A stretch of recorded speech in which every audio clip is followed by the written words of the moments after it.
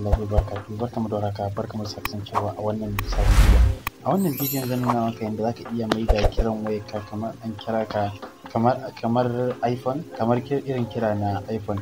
Idan an kira ka a wayarka to kiran zai shigo ne kamar yadda iPhone take ansa, kamar yadda ake kiran wayar iPhone to haka kiran ta zai shigowa kana ɗagawa kamar yadda yake ɗagawa a iPhone, kamar yadda yake showing a iPhone. To kai ma haka za ka kira ka irin wannan application. Idan aka kira ka to idan ka yi adin irin wannan application a wayar ka saita shi, to tabbas idan aka kira ka zai kasance cewa kiran ya shigo kamar yadda na iPhone yake shigowa.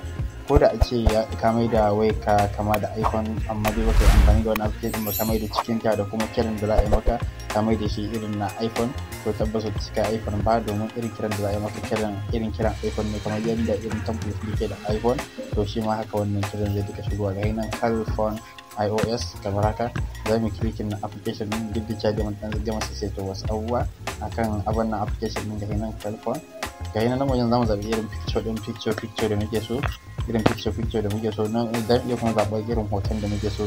Za mu iya downloading din su, irin picture na daga waya, irin picture na daga waya ne irin manyan wayoyi da zan iya zaɓar su a nan waje. Nan kuma zan iya adin din hoto ko bidiyo wanda muke so ya kasance a cikin irin idan an kira mu haka za mu iya zaɓar wani kalar hoto ne muke son ya kasance a ciki kamar haka.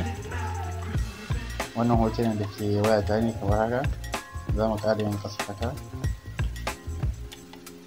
Bari in zaɓi wannan hoton na kawai haka.